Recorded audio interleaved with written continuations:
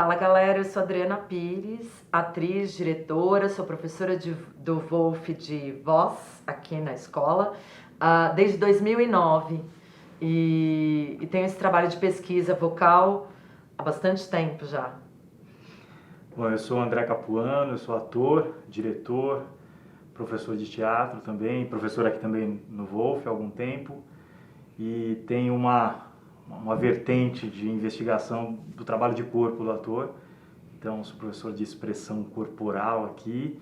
E eu e a Adri, a gente cuida juntos, né, do M5, que é um módulo aqui da escola, onde ela é responsável pelo olhar para a voz e eu responsável no olhar para o corpo, né? Então, estamos juntos aqui para juntar corpo e voz, como sempre foi, né, Adri? Né?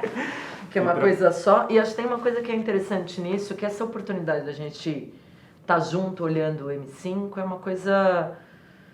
É muito importante para o ator ter essa visão, porque na verdade o que a gente fala muito, né, André, são coisas que o ator tem que pensar ele, né? Não é o diretor que vai pensar, não é ninguém que vai provocá-lo na vida profissional. Ele vai ter que estar pronto com esse pensamento de corpo e voz. Exatamente. A gente faz um trabalho que é ficar puxando, né, para o pensamento do ator e para ele colocar no campo de expressão dele esses dois elementos, né? Sim. E que muitas vezes é isso. Você vai para uma demanda de uma montagem de espetáculo ou de um filme e muitas vezes a pessoa sem o treino, treino prévio, não vai pensar sobre isso, né? Sim. Não, e assim, muitas vezes está errado alguma coisa de interpretação e você vê que tem alguma coisa no corpo, alguma coisa na voz, porque é tudo meio conectado, né? Quer dizer assim, se não está encaixado...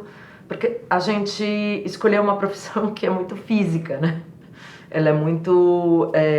o nosso corpo precisa estar presente como um todo, né? Sim. E é essa lembrança que a gente fica fazendo, né, Adri? E ao mesmo é curioso, né? Porque quando a gente entra, né, em cena, entra no estúdio e tudo mais, é isso. A gente entra com tudo que a gente é, né? Sim. Tudo que a gente é, pensamento, emoção, e tá tudo no corpo, né? Sim. E vozes, né? Você entra com tudo que você é, né? Até às vezes fala, o corpo é um instrumento do ator, ou a voz é um instrumento do ator. Eu falo, se é um instrumento, quem que toca? Né? Porque é isso, a gente é essa integração, né? Não, e o corpo da gente, as cicatrizes, as coisas, são as nossas histórias de vida, né? E igualmente na voz, porque a tua voz, ela passa por diversas transformações. É engraçado ver, às vezes as meninas falam assim, como é que eu faço para não ter voz aguda, né? Quando a sua imagem de você for uma imagem de mulher, a sua voz encorpa naturalmente. Quando você se relaciona com o mundo como menor, como, né? Assim, a sua voz ela vai nesse mesmo contexto, né?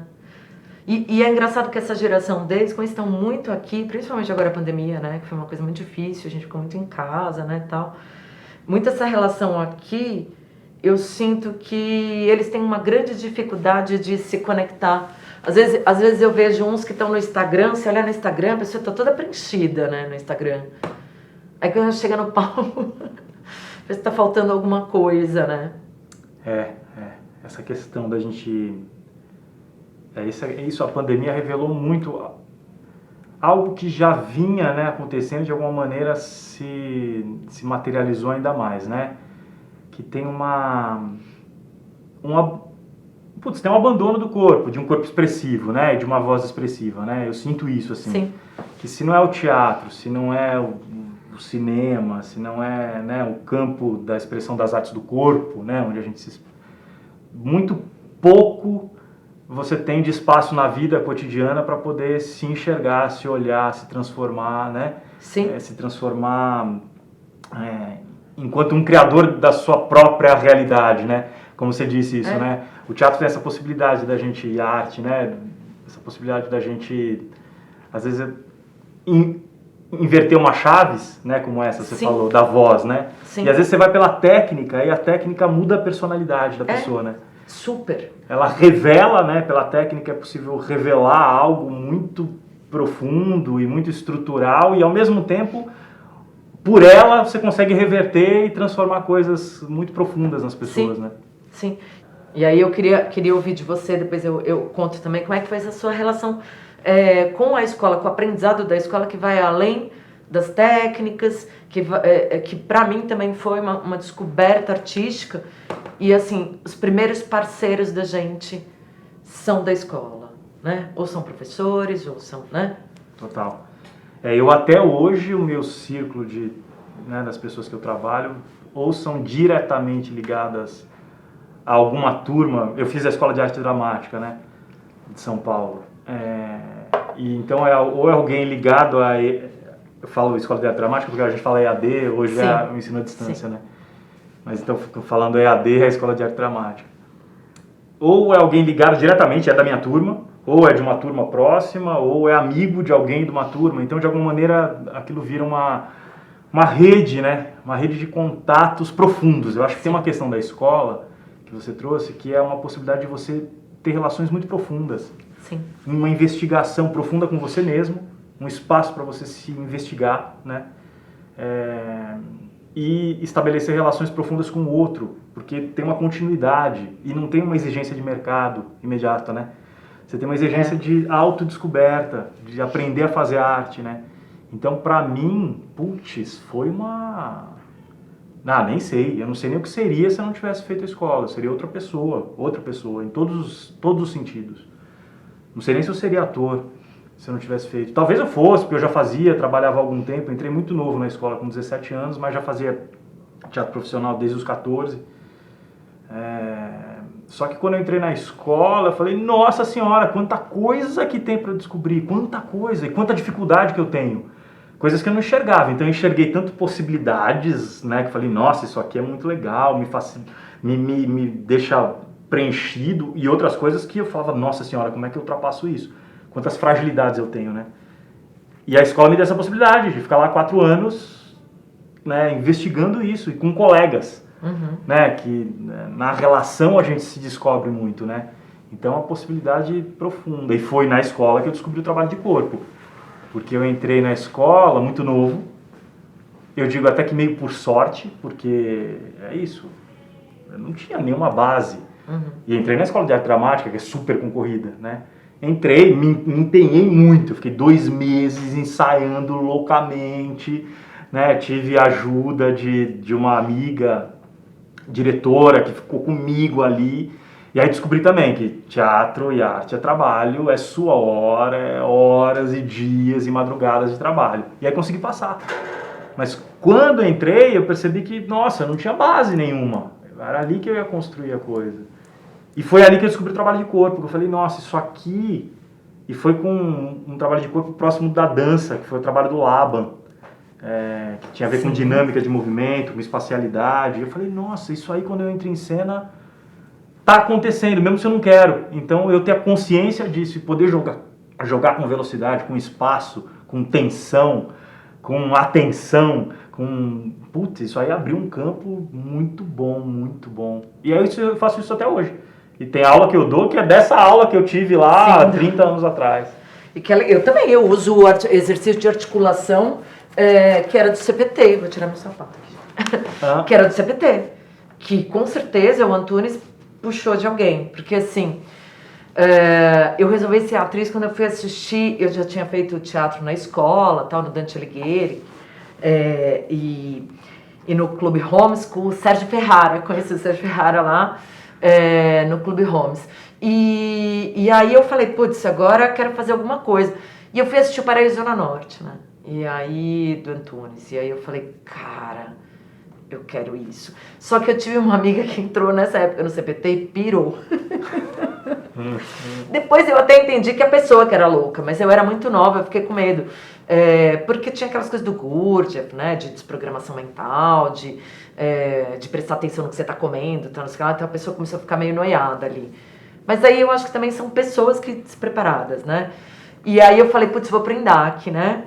E que lá a Alessandra Negrini estudou lá, a Melissa Vettori, tem uma galera de lá, né? O Indac infelizmente fechou na pandemia. Mas foi uma escola bem legal, e aí a gente acabou fazendo Perdoa-me por me traíres com o Marco Antônio Brás, que tipo, a gente era pra ficar 2 meses em cartaz e ficou 5 anos.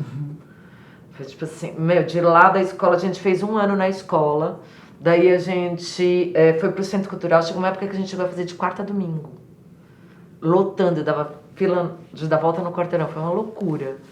E eu aprendi na técnica que me faltava muito a questão vocal, porque eu andava descalça, a construção era descalça, de camisola, eu me molhava durante uma cena, tinha o cabelo com um gelzinho molhado, que era uma coisa meio Betty Boop. E, nossa, daí eu me ferrei de voz, assim. Porque aí eu descobri que eu tinha um escape vocal. E eu tinha estudado dança, tinha feito Casper Liber jornalismo. Falei, mano, eu preciso aprender isso aí. Daí eu conheci a Edi, que depois foi quem me trouxe pra cá e me trouxe pra dar aula em todos os... Porque eu fui assistente da Edi. E quando eu acabei a escola, eu falei pra Edi, quantas vezes por semana isso paga meu dinheiro da escola? Teve uma época que eu cheguei 5 vezes por semana na Edi. Você abaixava lá e falei, mano, eu vou aprender isso. Eu sou muito obsessiva, né? Eu acho que o ator de uma maneira geral, né? Principalmente quem trabalha com técnica, né? Porque para você conseguir algum ganho na técnica, eu falo para eles que a técnica ela só funciona quando ela está tão introjetada que você não pensa para usar. Porque você não pode ficar pensando na técnica no palco, né? Mas assim, e aí eu fui convidada para dar aula 3 anos depois de formada. Então, assim, e aí eu dei aula, eu fiz assistência para Flávia Pucci de interpretação, para Edi de voz, para Ivan Feijó, daí eu fiz assistência de direção para o Olair Kwan, né, que também deu aula aqui. E aí daí eu comecei a dar aula. E no Indá que eles me deram, eu adaptava conto lá. Era uma loucura, aprendi, foi uma faculdade. Comecei a adaptar Chuck Palahniuk, uns caras loucos. Mas, então eu nunca saí da escola, eu não tive essa, sabe, assim, essa coisa que a gente tava falando de se renovar, né? De você ver e esses olhinhos, eu adoro quando eles... É tanta vontade de aprender, né? É tanto tesão, é tanta curiosidade com a gente. Sim. Odri, você falou das aulas com a Edi, né? Como é que você fazia? Você fazia aula com ela e aí você treinava na tua casa? Como é que foi como é que foi o teu desenvolvimento técnico? Sim. Para chegar nesse ponto que você disse, né? De entrar em cena e não precisar mais pensar nisso. Como é que você fez? Como é que foi o teu trajeto? Nossa, noiada. Sabe uma coisa que eu falei pra eles, assim, eu não entendo, porque assim, o pessoal fala, eu trabalho o dia inteiro. Cara, eu usava todos os meus minutos pra estudar. Então eu trabalhava no shopping em Guatemi como vendedora, então eu usava só técnicas. Eu quero que essa pessoa leve esse casaco. Então assim, eu chegava lá e eu não oferecia o casaco, eu oferecia tudo menos o casaco. E esse aqui acho que esse aqui. E aí, assim, eu fui experimentando muitas coisas, sabe? E na técnica a mesma coisa. Você tá numa fila, começa a respirar. Tipo, vou treinar a respiração, sabe? Agora vou chamar o garçom, vou usar o apoio, sabe? E aí chega uma hora que a coisa vai indo, entendeu? Puta, com você foi parecido? Total, por isso que a gente se dá bem dando aula. Porque total, eu fiquei totalmente obcecado por coisas. Depois é isso, né? Depois que eu saí na EAD eu descobri, eu falei, putz, pelo corpo eu consigo ser um ator melhor. Consigo, né, ganhar algum tipo de... Não, eu vou te falar que eu amei você quando eu vi você em cena. Amei! Obrigado. Eu era um ator bem medíocre quando eu entrei na escola. Por isso que eu digo, né? Eu precisava trabalhar muito. Eu não era uma figura que nasceu com talento e que de repente é um super ator. É isso, eu fiz umas peças, eu tinha uma certa espontaneidade, tinha uma certa expressividade e tinha um certo desejo de fazer. Acho que o que me movia mais era o desejo de fazer. Um pulso de fazer arte, sabe? Assim, eu gostava de entrar em cena que aquilo mudava a minha relação com o mundo, comigo mesmo, sabe? Aquelas coisas, né? Pra mim era totalmente catártico, pra mim, às vezes pro público não, mas pra mim era, né? E aí, só que é isso, quando eu entrei na escola e tinha que ter uma constância e construir umas cenas, e, né, você começa a se apropriar da linguagem, né, do que é o seu ofício. Eu vi que eu era muito ruim. Tive aula com mestres que depois contracenei. Por exemplo, o Luiz Damasceno. Sim. Que foi meu professor e depois a gente contracenou juntos. E foi foi muito feliz, assim, da gente ter conversado depois de contracenar, depois de 20 anos. E ele falou, nossa, você não era assim, hein? Você aprendeu muito. E realmente, assim, eu aprendi com ele, eu comecei a aprender lá dentro da escola. E aí o que aconteceu? Como eu não tinha esse talento nato, foi na obsessão de treinar, e aí treinar o quê? No meu caso foi corpo, porque eu falava, nossa, se eu fizer isso assim, se eu usar o espaço desse jeito, se eu construir um corpo com um peito mais assim, nossa, funciona. E aí eu fiquei, aí na escola eu já descobri isso, no segundo, terceiro ano eu já era um ator bem melhor, mas precisei labutar muito. E quando eu terminei a escola, eu fui trabalhar com a Tish Viana, que trabalha de máscara. Sim. E fiquei 4, 5 anos lá, com a gente treinando muito, fazendo espetáculos e tudo mais. Obcecado para conseguir compreender essa linguagem da máscara, porque é uma codificação muito precisa e tudo mais. Depois fui fazer teatro físico, passei mais uns anos. E totalmente obcecado, passando madrugada treinando mímica corporal dramática, treinando escala de movimento e tudo mais. Isso, mudou minha vida, porque não é que eu treinava para poder que a cena fosse boa, eu comecei a descobrir que treinando, minha vida mudava. Tipo, por exemplo, eu comecei a treinar ondulação, eu era super rígido, uma figura super, ainda sou um pouco, né, super metódico, assim, né, tudo muito reto, tem que ser assim. Quando eu comecei a trabalhar com o Decru, que é um grande mestre de corpo, que é o criador da mímica corporal dramática, e ele trabalha muito a ondulação, eu saquei que eu estava muito mais, a minha vida estava muito mais flexível. Sim, com certeza. Muito mais flexível com as pessoas, muito mais vendo o mundo de outro jeito. Aí quando eu descobri isso, eu falei, nossa, eu vou ficar treinando, porque expandindo o corpo, minha vida está expandindo, né? E aí foi esse caminho, sabe? Então, sim. A gente se transformar, né? E eu acho que assim, essa conexão que você tem que ter o tempo inteiro com o seu corpo, porque você depende, a gente depende dele. Sim. Né? Sim. Quando eu estava na escola de teatro, teve um menino que ele, numa briga de bar, tomou um tiro e ficou tetraplégico. E ele morreu logo em seguida. E foi um choque muito grande para mim. Assim, a gente depende do nosso corpo. Isso tem que ser outra coisa.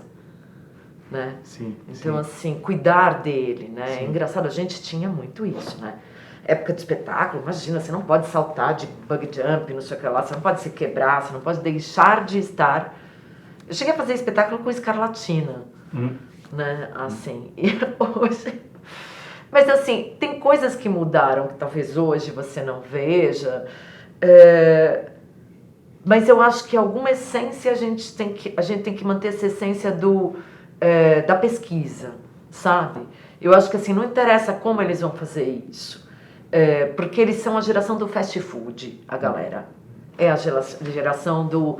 Tem um atalho? Não tem um jeito? Como é que eu faço para minha voz ficar assim? Não é aperta um botão, gira. Passa por uma percepção, né? E não é assim, sei lá, se você tem uma relação que está tóxica, então você está sempre brigando com uma pessoa pela mesma coisa. Se você não se parar um segundo antes de brigar e se segurar uma vez, então assim, isso não vai adiante. Você não vai conseguir transformar isso, né? Total. E para mim a palavra tem uma coisa muito importante. O texto, para mim assim, um texto bem falado, né? Você entender a palavra, entender o que ele está querendo dizer. Porque hoje em dia não tem... Gente, eu estudei no Dante Alighieri, você ficava de pé e você recitava Camões na 6ª série. Você entendeu? E o cara falava, mais, né? Você entendeu, professor? Então, eu acho que assim, esse entendimento que a falta de leitura, do hábito da leitura, o entendimento do texto, é ruim para os atores. Eu acho que assim, essa coisa do texto, desse estudo é muito importante. Assim. Odri, por exemplo, hoje, uma preparação vocal, assim, existe você vai preparar um espetáculo, né? Um espetáculo para... Você vai cuidar da parte de voz, né? De um espetáculo. Qual a primeira coisa que você olha, assim? Como é que você aborda isso?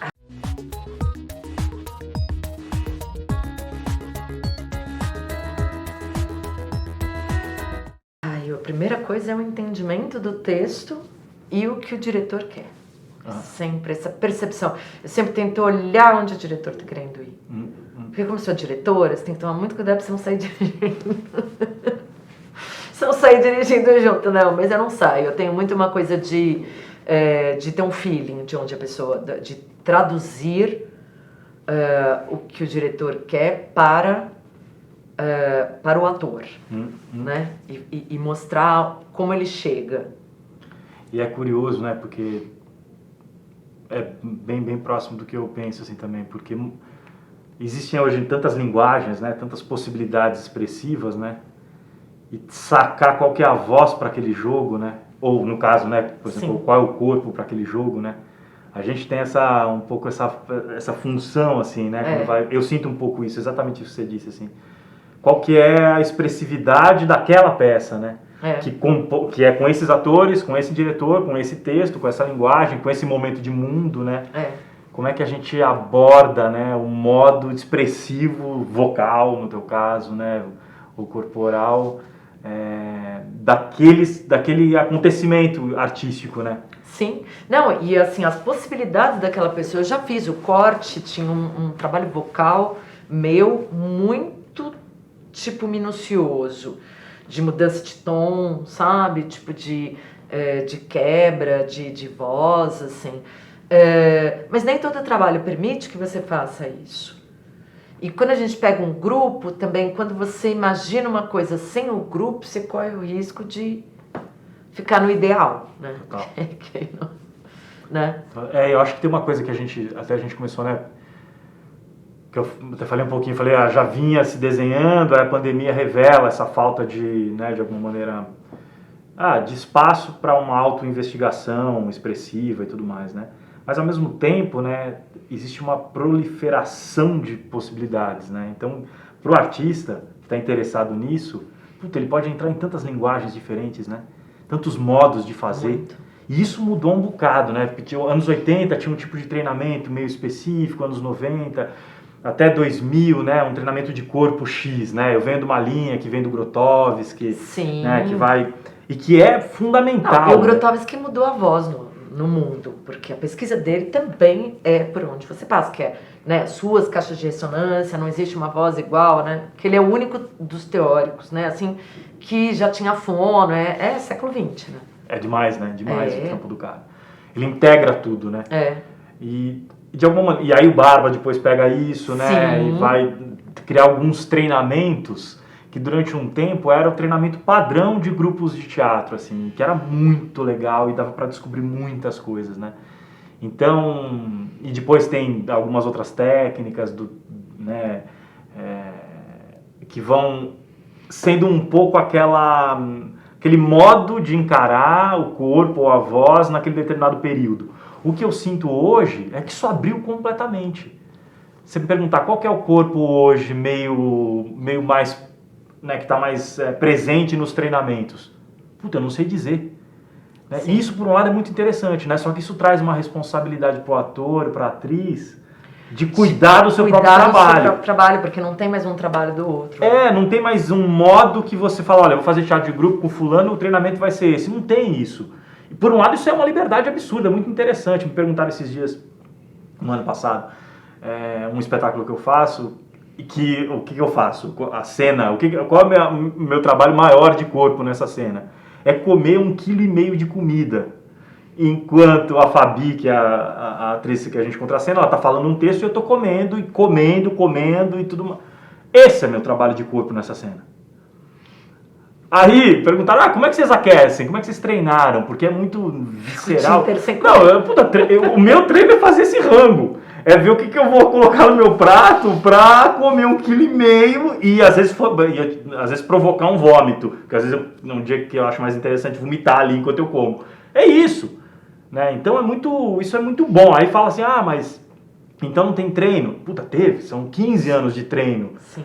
Né? Então, e os outros atores, cada um tiveram seus treinos na sua vida, né? Durante 20 anos fazendo teatro, fazendo diversas linguagens de treino, para se encontrar agora e descobrir que nesse coletivo, sim, cada um vai fazer um aquecimento de um jeito e vai chegar e vai fazer a peça, né? Então isso é uma liberdade e ao mesmo tempo, para quem está começando, um risco enorme de não desenvolver zero técnica, né? Porque eu acho que porque assim, a gente tem pessoas que tem dificuldade de... Então, sei lá, a vida te abre para um lado, você vai acabar não desenvolvendo essa técnica que pode fazer falta daqui a um tempo, entendeu? Isso aí. Sim. Vai fazer um trabalho de televisão, entendeu? Por exemplo, né? Mas há um preparo ali também, viu? Porque é pesado, né? Quando você pega, por exemplo, eu nunca fiz novela, mas eu já fiz série de elenco principal, assim. Você vive em função daquilo, porque, tipo, e muitas vezes são, sei lá, 25, 30 dias de gravação, você tem uma folga por semana e você tem que estar no set sempre 6 da manhã. 6 da manhã de cabelo lavado, sabe, pra maquiagem, etc e tal. Quando você tá muito tempo num set, tem outro tipo de preparo, né? Sei lá, eu preciso comer a comida da minha casa pra, né? Ter minha vida regradinha, ficar comendo em set é muito ruim, né? Então tem uma série de coisas que eu acho que são difíceis, porque aí, sabe, você sai da gravação 5 da tarde, mas você vai ter que acordar às 5 da manhã, você tem que decorar a cena do dia seguinte. Então você tem que, ou pelo menos passar, mesmo que você já tenha decorado, você tem que passar de novo, né? Enfim. Então eu acho que você fica muito em função ali, é muito sugador, assim, também. E tenho visto que a questão é como você deixa o mundo te permear um pouco também, sabe? Tanto vocalmente como fisicamente, como... Então você vê que as pessoas mais permeáveis têm sobrevivido mais, assim, né? Dentro do nosso meio. Sabe? Que é essa coisa da flexibilidade, que eu acho que assim, né? Aquela imagem da árvore que se dobra, que se modifica, né?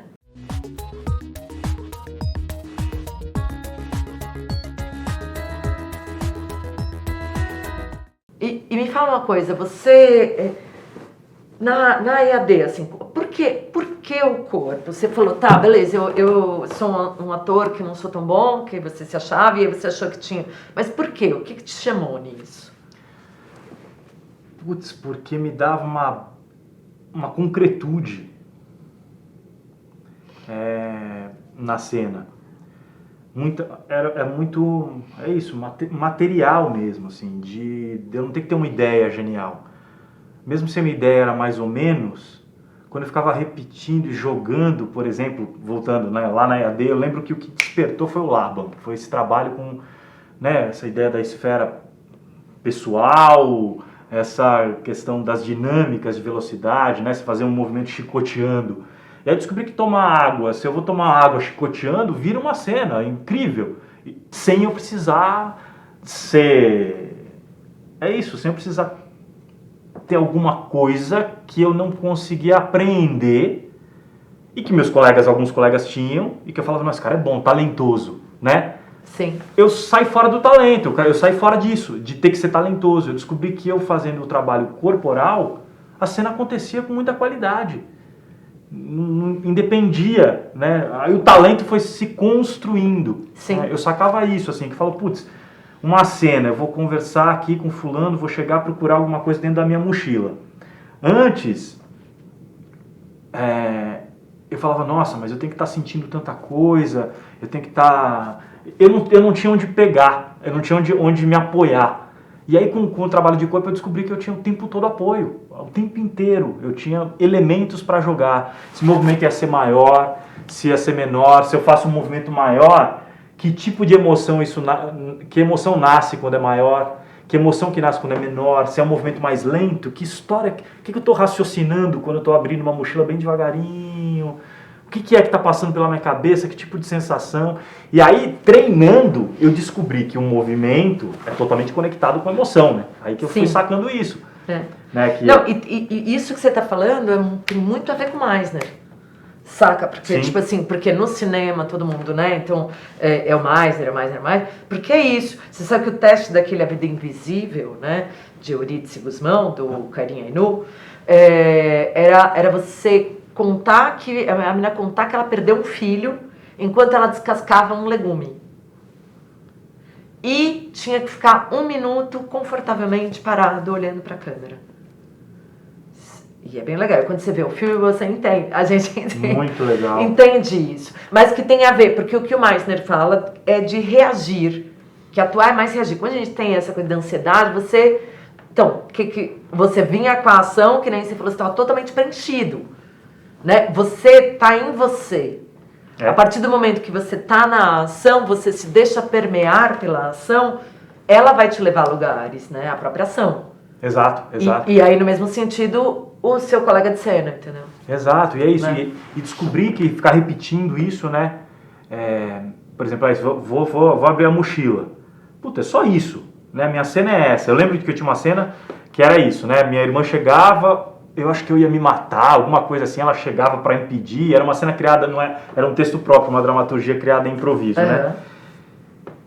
E aí eu falo, putz, mas o que eu tenho que estar sentindo? Onde, né? Como é que vai ser legal a cena e tal? E aí eu descobri que repetindo várias maneiras de pegar isso, de pegar lá no meu caderno da escola e ficar pensando, puta, onde é que está o revólver e tal, repetindo essa ação.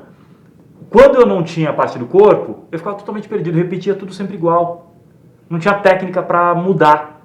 Quando eu saquei que tem essa questão da velocidade, da intensidade, do meu foco, se é aqui pertinho, se é longe, né? Uma técnica de olhar, se eu estou olhando aqui ou lá. Né? Quando eu saquei que tudo isso era corpo, que tudo isso é dramaturgia da cena, vixe, eu repetia, mas cada hora eu repetia de um jeito. Sim. Descobrindo novas coisas, sabe? Foi isso que me deu o estalo. E a voz para você? A voz foi a minha dificuldade. Foi a minha dificuldade. E eu tinha feito muitos treinamentos interessantes, né? Porque eu fiz o Yoshi Oida, eu fiz o Sutigi Koyate 2 vezes quando ele veio pra cá. Ele me abriu muito a cabeça, porque, por exemplo, o Yoshi Oida, ele tinha uma coisa assim, você tinha que só ter até 27 anos. Quem tinha mais, ele falava que você já tinha que ter desenvolvido seu próprio método, não precisava aprender. Então, por exemplo, assim, a minha professora Flávia não pôde fazer. E eu achei aquilo um absurdo, mas tudo bem. Muita coisa física, muita exigência, muita coisa. Quando eu fui fazer o do Sotigi, eu falei, só que eu tô grávida, de 7 meses. Ele falou, nossa, venha que a gente adora mulheres grávidas. E aí foi muito engraçado, porque ele tinha toda uma coisa de mandar energia. Eu ia no centro e todo mundo mandava uma energia, um canto africano. E quando ele voltou e eu fiz de novo, ele falou, agora você tem que trazer o seu filho na aula. Daí ele falou isso, agora o seu exercício de vida é se concentrar enquanto você toma conta dele. Então pode ir pro meio da roda e deixar ele solto. Se você precisar, você sai correndo atrás dele. Entendeu? Então, assim, ele me trouxe um monte de fichas também nesse sentido. Sabe, essa busca de outras formas, entendeu? Com o fluxo de vida, né? Sim. Que é você ter filho, né? Enfim. E nem sempre tá no momento apropriado, né? Para estudar. Mas essa coisa da voz veio da dificuldade mesmo. Eu sentia que minha voz era horrível.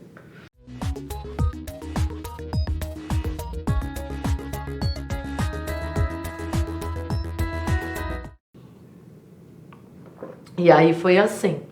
Mas isso, dos preparos diferentes para espetáculos diferentes, eu lembrei de uma agora que foi muito engraçado. Que foi a Bendita Trupe, que era uma galera de todos os lugares, né? Então, De Barros, né? A Jaque Obrigon, Joana Albuquerque, a Vera Bonilha, o Daniel Alvim, eu e o Germano Mello. E aí a gente passou com fontes documentais, porque chamava Os Colegas, era sobre a Era Collor. Daí também foi muito o meu interesse por política, né? Porque eu gosto muito. Nós lemos absolutamente tudo sobre a época, todos os livros, fontes documentais, e assim, a Joana encomendava pra gente, vocês têm essa fonte documental, vocês têm que dar a visão privada ou a visão pública, e um dirigiu o outro e não sei o que lá. E lá fomos nós. Nós levantamos 98 cenas.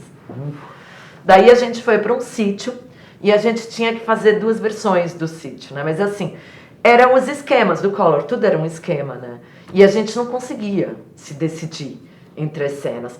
Daí ela separou a gente em 2 grupos, assim. Nossa, mas a gente fez muito esquema. A gente pulou, foi, fez todo mundo junto, deu uma diferença de uns 3, voltou. Então, assim, eu falei que a gente só fez esquema, né? Assim, a gente fez muito, a gente fazia, The Barros morria de medo. Aí eu botei um negócio, tipo branco, fui de uma vela e a gente foi passeando, o The Barros não ficava nunca mais sozinho nos lugares. Era sempre um sacaneando o outro, assim. Esse foi o nosso aquecimento. Era o nosso aquecimento para o espetáculo. Você tinha que estar sempre esperto, porque tinha alguém que ia passar a perna em você. A qualquer momento. Né? E é engraçado isso, né? Porque eu falei assim, tinha a Vera, tinha uma menina que ela chorava em cena. Não, a diretora queria que eu chorasse. E ela falava assim, só que, ó, Vera, chora. Ó, tá vendo? E era uma coisa, eu chorei, tipo... Chorei foi o que eu ganhei pra mim, então eu choro muito fácil, eu chorei em tudo que é coisa. E eu falei, mano, não é possível que eu não consigo chorar. Tentei uma vez, tentei 2 vezes. Daí a Vera falou, vamos fazer o seguinte, você faz a cara, a gente tava um do lado, e eu choro. E aí a gente começou a fazer isso, a diretora, é isso que eu queria, era isso que eu queria.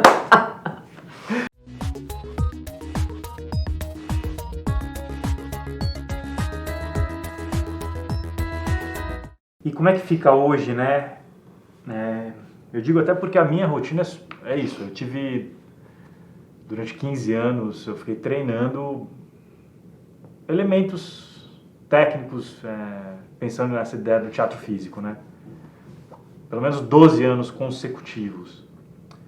Hoje em dia eu tenho uma dificuldade, por exemplo, de manter uma rotina de treino, né?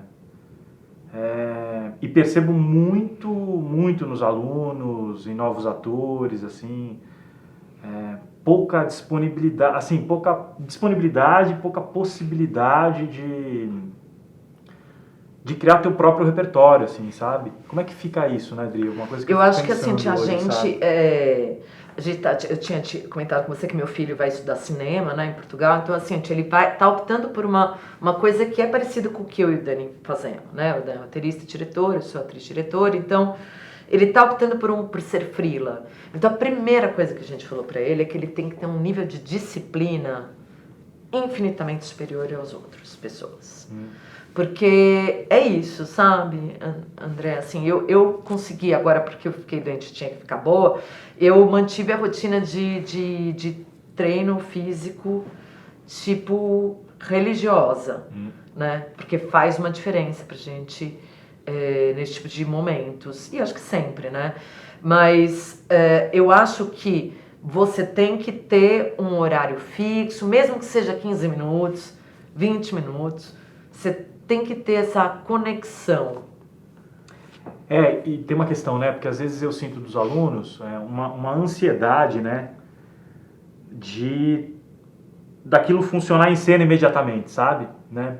E eu acho que tem uma questão que uma coisa é o treino, né? Uma coisa é o teu treino de expansão, de expressividade, de tônus, né? De capacidade vocal, de timbres, Sim. Né? De articulação. Tem uma ampliação de possibilidade expressiva.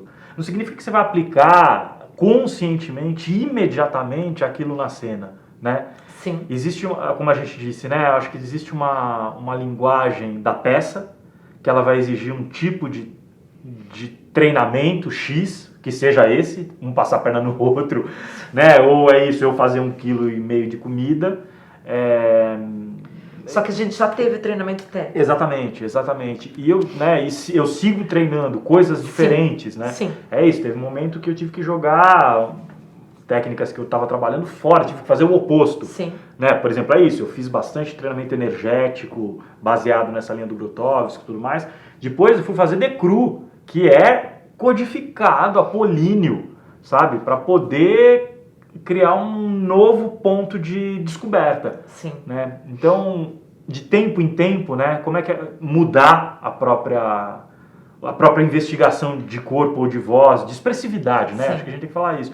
Mas eu sinto que, isso se serve para alguma coisa, talvez esse podcast aqui seja, sabe, um apelo para que faça-se isso, né?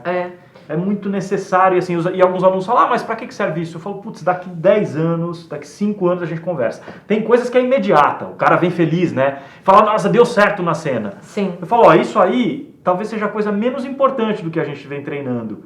O que, quando daqui 5 anos a gente se encontrar e você falar só deu certo agora, talvez seja a coisa mais importante, porque é a mais profunda. Sim. Né? Como é que a gente faz isso, faz esse apelo, né? Porque eu acho que às vezes...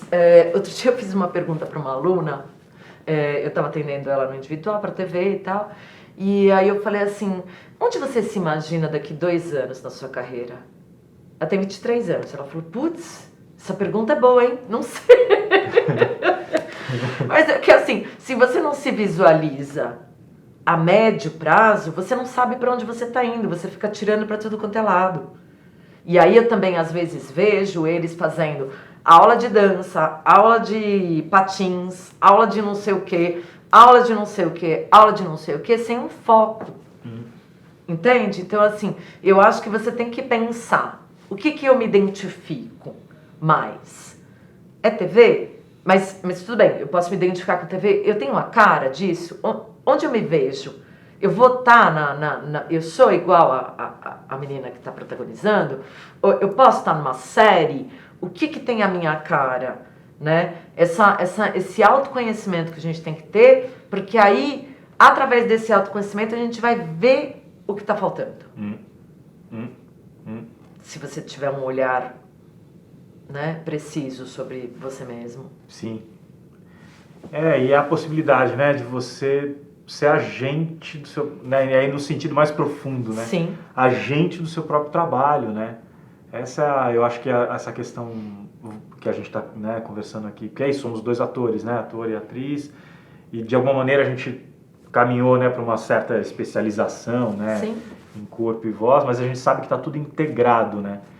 E o quanto é maravilhoso o trabalho do ator e da atriz, que é você ser agente do seu próprio trabalho, né? Sim.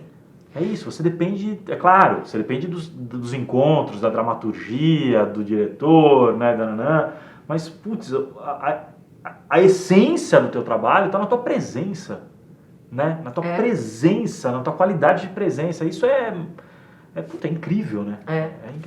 É uma possibilidade enorme. E às vezes está na mão deles. Eles às vezes acham que é uma coisa mais passiva. Exatamente.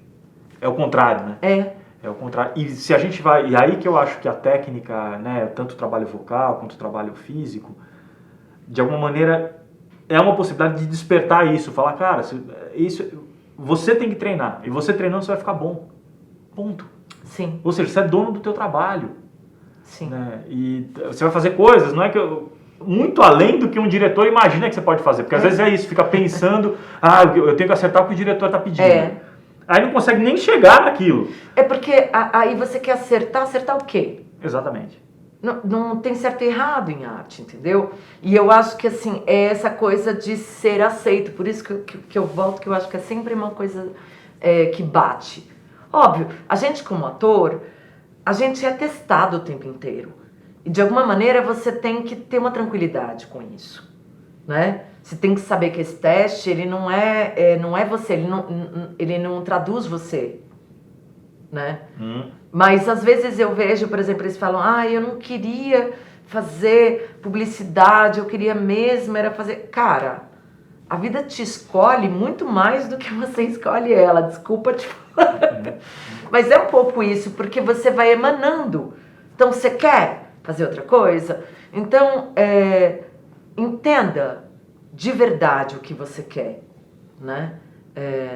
Assim, de verdade, né? Porque não é só o que você vê na ponta do iceberg, né? Você não é só o cara na hora do aplauso, né? Porque assim, isso é uma coisa... Sempre tem essa coisa glamourosa do ator, né? Mas assim...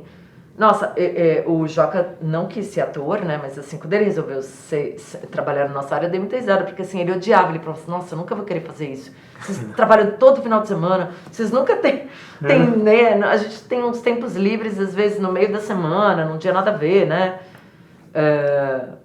Mas é uma rotina diferente. Então, é muito trabalho para chegar naquele momento do aplauso. E você precisa entender se você está disposto a mergulhar nisso. E tem que estar para fazer essa profissão. Mas tem que estar para isso ou para qualquer coisa, né? Porque você vai trabalhar no Citibank também, você vai ter que investir no bagulho. né? Vai ter que... São muitas reuniões, muita dedicação, muito estudo, muito sei lá, pra coisa dar certo. Então, eu acho que assim, não tem jeito. Isso é bem curioso, né? Porque muitas vezes, especificamente, né? A atuação, né? O trabalho do ator e de atriz, muitas vezes é isso, parece que não precisa ter habilidade, né? Você tem um talento que nasceu, isso que você falou do Citibank é isso. O cara precisa entender de umas coisas ali, né? De relações públicas, depende né, de onde ele está trabalhando, né? Ou ele vai ter que entender de economia, ou ele vai ter que entender de relação com o outro, né? Vai ter que desenvolver isso e fazer uns cursos para aprender isso. Agora, curiosamente, né? O teatro, vamos falar, a atuação, parece que não precisa, muitas vezes, considera-se que não precisa de desenvolvimento técnico. Né? Mas aí assim, eu te digo que, são 27 anos de carreira, são 25 anos dando aula. Das pessoas que eu já atendi, tipo, pessoas que ficaram muito famosas e pessoas que já eram muito famosas, assim. As pessoas que permanecem são as pessoas que têm uma necessidade de continuar buscando, que não acham que chegaram, sabe, assim. Sempre são aquelas pessoas que você fala assim, ai, nossa, não, puxa, não tô fazendo nada, você liga... Felipe Rintz, que você liga e fala assim, tô fazendo novela, ai, nossa, tô fazendo novela, mas assim que acabar, eu tô meio desesperado, porque não sei o que eu vou fazer ainda, sabe? Então, assim, eu acho que é isso. Mesmo dentro dessa área que eles almejam muito, que é a TV, que é uma coisa muito... porque tem essa coisa da visibilidade, né? Você vê que a permanência dentro de uma constância, você precisa de um estudo, você precisa de um autoconhecimento também, da sua imagem, dos seus sinais, dos seus signos, né? De como o outro te lê. Porque tem aquilo que a gente acha que a gente é e tem aquilo que o outro vê da gente também. E como eu mexo com isso, né? Quer dizer, então eu acho que tem... não é o acaso que faz a pessoa entrar em alguns determinados trabalhos, eu acho. Né? Sim. E você falou do Paraíso Zona Norte, né? O que tinha lá que te chamou a atenção? Bom, trabalho corporal, né, meu? Assim, você chegou a assistir? Nossa, meu Deus, a Ritinha entrava de costas, né? E você entendia tudo, aquelas perucas, aquela coisa meio expressionista que era naquela época. Eu entrei no INDAC em 91, então acho que foi 90 que eu vi, isso por aí, né? Então, tinha uma coisa muito profunda. E o Nelson, né? Eu não tinha visto o Nelson. Aí eu fiz o Perdoe por Me Traíres, né?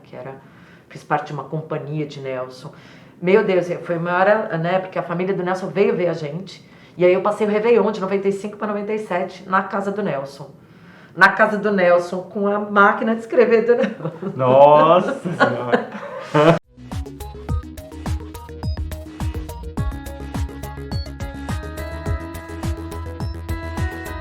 E teve alguma outra peça tipo, que te marcou, assim, que você... Aí, especificamente, essa questão vocal, tem alguma? O corte. Tem alguma? O corte. Eu me identifico muito com a dramaturgia contemporânea, né? Era o Mark Ravenhill. E foi uma coisa meio preconizante, porque era 2016 e o corte ele começa a ser aplicado nas pessoas mais pobres. Você lobotomiza as pessoas, essa é a peça. Você lobotomiza as pessoas, porque afinal, se elas vão fazer um tipo de trabalho, né, que não há necessidade, também é uma forma para que a pessoa ficar almejando uma coisa que ela não pode e tal. E foi uma peça que foi muito bacana, assim, porque eu tinha essa construção muito, porque era essa mulher que estava fazendo ginástica e a mulher do cara que é o lobotomizador lá tal, e que está reclamando da empregada que fica só olhando a água fervendo, só olhando. Mas ela tem uns lampejos de consciência, nos sonhos, assim. Ela tem uns lampejos de que algo vai acontecer ali. E era muito legal a construção disso. E o Felipe Rintz fazia um cara que queria enlouquecidamente ser lobotomizado, sabe? E ele chegava lá para não pensar, né? Então a peça falava muito dessa coisa, foi muito muito forte, mas sempre essa conexão com a política, né? Eu tenho uma conexão muito forte com essa coisa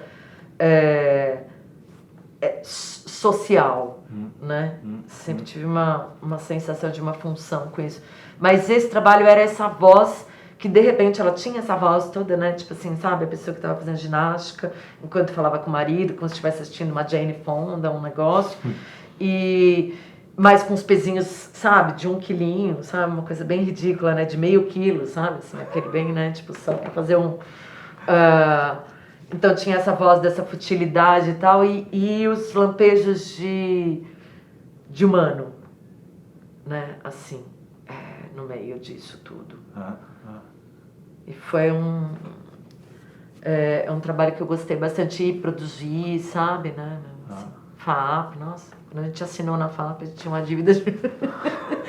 Falei, vamos! Pagamos tudo com Catarse, tudo esse financiamento coletivo. Essa é uma coisa que eu tenho muita criatividade para fazer, girar as coisas, entendeu? Acho que isso. E você? Alguma coisa que agora que você fala, nossa, do meu coração? Corporalmente? Então, tem uma... Por vários fatores, assim. Esse grupo, né, que é o Lume, que é lá de Barão Geraldo, né, que é um grupo, uma referência, assim, para um tipo de treinamento, ainda hoje é uma referência, são pesquisadores muito sérios. E foi um espetáculo deles que encaixou muito, assim, o treinamento, né, deles, físico e vocal, porque eles vêm dessa linha aí do Grotowski, que trabalha os ressonadores, né. Ele, de alguma maneira, desdobrou numa expressividade muito forte. Chama Café com Queijo, um espetáculo que acho que muita gente viu. Não sei quando eles produziram. Eu vi em 2000, 99, 2000, por aí, 2001. E era muito impactante, porque você não via zero da técnica. Isso era demais. E ao mesmo tempo dava para saber que tudo foi construído através do treinamento profundo técnico que eles faziam. Eles criavam figuras, alguns velhos, no corpo, só que era algo... É como se eles tivessem... Até não tinha nada disso, mas é isso, parecia até incorporação, parecia algo que num nível ritual, que aparentemente era zero técnica, era quase um acontecimento ritualístico acontecendo. E nada, os caras criaram em cima de matrizes físicas, de construção muito técnica, era lindo, chamava Café com Queijo. A parte vocal era absurda, então também tinha essa integração de voz e corpo, muito impactante, assim. Foi um dos espetáculos que eu falei, nossa, realmente é possível um treinamento virar expressividade. Sim. Né? Porque de modo geral eu sinto que muitas vezes o treinamento ele é muito útil, mas ele é justamente para isso, para você agenciar seu próprio trabalho. Dificilmente ele vira imediatamente a expressividade. Naquele caso, sim, tinha essa possibilidade, sabe? Foi muito impactante, assim, o espetáculo. Bom, vi diversos. E esse você viu os efêmeros? Sim. Nossa. Sim. Eu assim, aquele espetáculo mexia muito comigo ali. Os efêmeros, depois eu assisti, eu fui pra lá ver eles. Vi um Macbeth lá, genial. Sim. Muito legal, assim, o trabalho dela, né? Muito maravilhoso. Efêmeros é maravilhoso. Então, tinha um pouco aquela linha que você viu umas entidades sendo construídas, né? Exatamente. Quando você falou isso, acho que foi isso que me lembrou dos efêmeros. É isso. Tem como é que a gente, né? E é muito trabalho, né? Para chegar nesse ponto de você olhar e falar, meu, isso aí é uma nova natureza, né? Tipo isso, a entidade, né? Você pensa até em entidade, você fala, nossa, gente, quem é essa pessoa? E você vê, e é trampo, né? Trampo profundo que essa galera faz, né? Acho que essa é a... Putz, estamos indo pro fim, né? Do coisa, acho que essa é a, né? Acho que, assim, a alegria da gente conversar sobre isso, né? Eu acho que assim, o que a gente falaria pra eles, assim, eu me incomodo muito quando as pessoas acham que a aula de voz é chata. A aula de voz é incrível. Eu acho, porque eu acho que é muito importante, né? E acho que assim, falaria pra eles assim, pegue a sua carreira nas suas mãos, né? Aprofunde a sua expressão, pense exatamente, né? Se você quer dizer algo, se a sua expressão está conectada, você vai dizer melhor. né? Total, total. E é isso, né? Também a aula de corpo, né? E essa questão de ser quase umas pílulas. Como é que eu faço tal coisa para tal coisa? Tudo bem, eu fico feliz quando a gente resolve assim. Sim. Né? Mas você fala, não, como é que você treina? Como é que você encontra a tua expressividade? Como é que você daqui a um tempo vai criar, vou te ver em cena e falar, nossa, o que aconteceu com essa figura? Né? Então, é isso, né? Treine, né? Treine, sue, articule voz, né? Crie expressividade para a gente poder se encontrar daqui a um tempo e ver uma amplitude, né? Na cena. E uma coisa, né, Dri, porque essa questão do treino, né, conforme você vai desenvolvendo a parte técnica, o teu pensamento vai desenvolvendo. Então, às vezes, eu quero dizer tal coisa e vou treinar para dizer tal coisa. Isso é uma possibilidade, né? Quando você treinar tanto, você vai querer já dizer outra coisa, porque o teu corpo, a tua realidade física vai te dar outro grau de consciência. Sim. Amplia a consciência, né? Que você sempre sabe onde você vai começar, mas você nunca sabe como você vai terminar. E esse jogo, né, da consciência, porque às vezes é isso, consciência corporal. A consciência corporal é um jogo, porque você parte às vezes de algo consciente, vai para o movimento, a consciência vai lá para trás. Depois ela olha e fala, nossa, foi isso que aconteceu? Né? Esse jogo, né? Então, muito bom. Muito bom conversar com você. Foi ótimo. A gente podia ficar aqui umas 10 horas conversando, né? A gente já estava conversando antes, ligou a câmera, a gente continuou. Nossa, muito bom, né? E isso é muito bom, né? Porque o que faz, né, uma escola ou um espaço de arte, né? Sim. Proporciona isso. Sim. Coisas que a gente pensa, né? E que de repente a gente coloca em uma hora, a gente potencializa esses nossos pensamentos, esse diálogo, né? E o quanto é importante esse proporcionar artístico, essa conexão da escola, o quanto a escola foi uma referência pra gente, né? E o quanto eles vão se lembrar desse espaço da escola pro resto da vida deles. Sim. Né? Sim. E o quanto isso é importante, manter essa conexão, regar, né? Essa conexão. E num campo, né? Escola é um campo protegido para essa rega, né? Para esse regar acontecer com tranquilidade, né? E pra gente trocar essa ideia, né? Opa! Valeu, galera. Valeu. Obrigada. Valeu, Dri. Obrigado.